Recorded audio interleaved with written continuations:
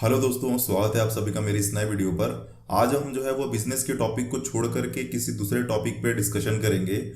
आज मैं जो है आपको ये बताना चाहता हूँ कि एक सर्विस मैनेजर जो होता है वो सर्विस मैनेजर कैसे बनता है ना। सर्विस मैनेजर जो है मैं आपको बता देता हूँ कि अलग अलग इंडस्ट्री होती है और अलग अलग इंडस्ट्री के हिसाब से अलग अलग क्वालिफिकेशन रिक्वायर्ड होता है एक सर्विस मैनेजर के लिए।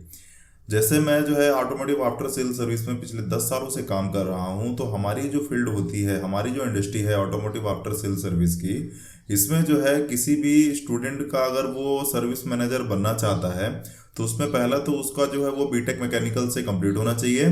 दूसरा, अगर वो एक जो है वो जूनियर लेवल पे अपना जो है करियर स्टार्ट करना चाहता है तो जूनियर लेवल पे जो कंपनियां हैं वो जिसको हायर करती है उनका जो क्वालिफिकेशन होता है वो बीटेक से डीजल मैकेनिक का होना चाहिए। ओके, तो जो स्टूडेंट बीटेक से या जो स्टूडेंट जो है वो बीटेक का मैकेनिकल से किए हुए हैं तो उनका जो पोजीशन होता है वो थोड़ा सा एक हाई लेवल पे जाकर के उनकी एंट्री होती है एक ऑटोमोटिव आफ्टर सेल सर्विस की इंडस्ट्री में।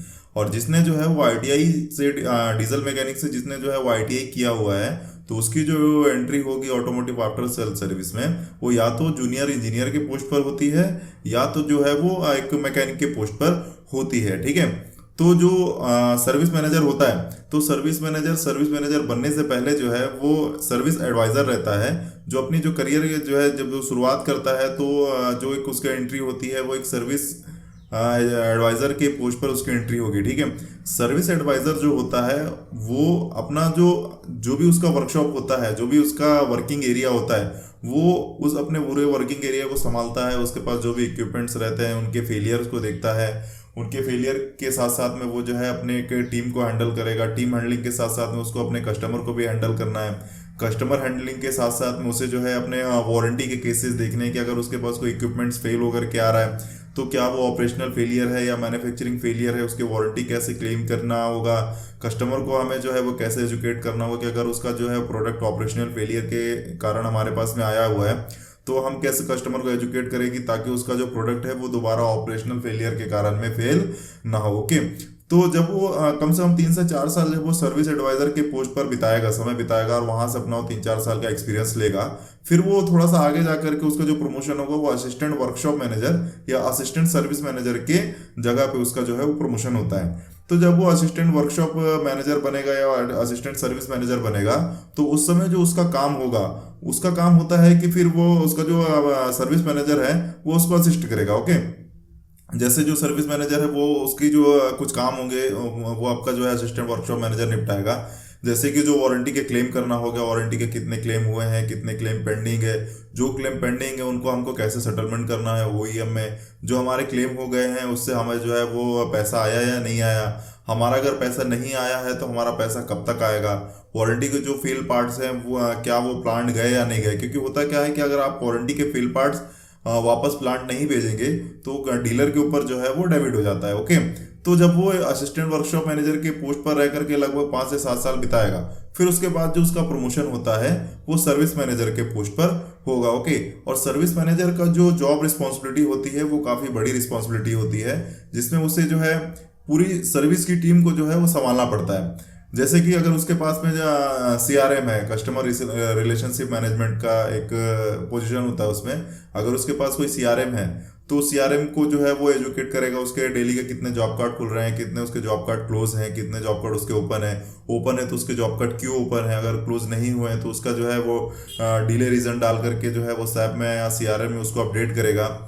क्या होता है कि जो सर्विस मैनेजर होता है उसे ना बेसिकली 4 से 5 पॉइंट पे जो है वो काम करना होता है।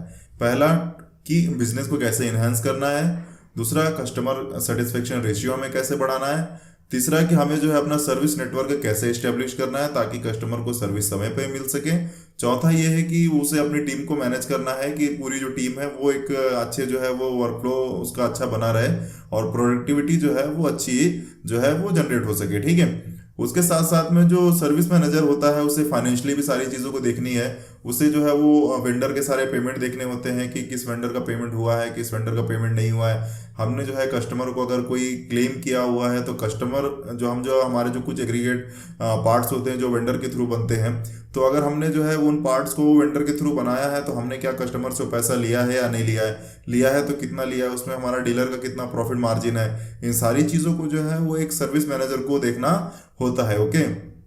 उसके साथ साथ में जो सर्विस मैनेजर है, जब वो अपना 10 से 15 साल का एक्सपीरियंस ले लेता है, देन उसके बाद जो है वो सर्विस जीएम बनता है। सर्विस जीएम के ऊपर जो है हम आगे जो हमारी वीडियो बनेगी, हम सर्विस जीएम के ऊपर में वीडियो बनाएंगे जिसमें हम आपको बताएंगे कि सर्विस जीएम जो होता है, सर्विस जनरल मैनेजर जो होता है, सर्विस जनरल मैनेजर की क्या जो है वो जॉब रिस्पॉन्सिबिलिटीज होती है, एक सर्विस जनरल मैनेजर एक जो सर्विस मैनेजर है वो कैसे बनता है, उसके साथ साथ में सर्विस जनरल मैनेजर को क्या क्या चीज़ें जो है वो देखनी पड़ती है। ओके।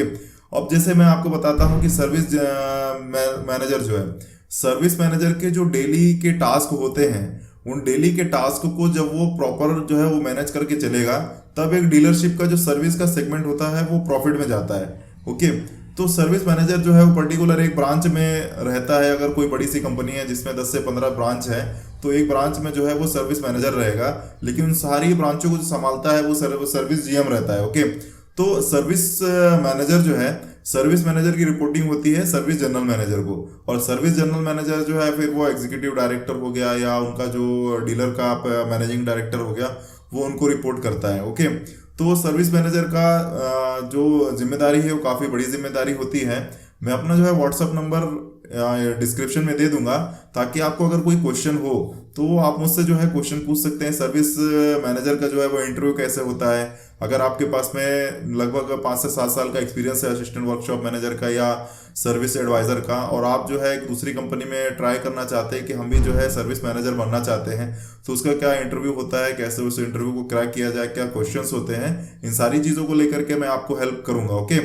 तो चलिए मिलते हैं अगली वीडियो पे। धन्यवाद।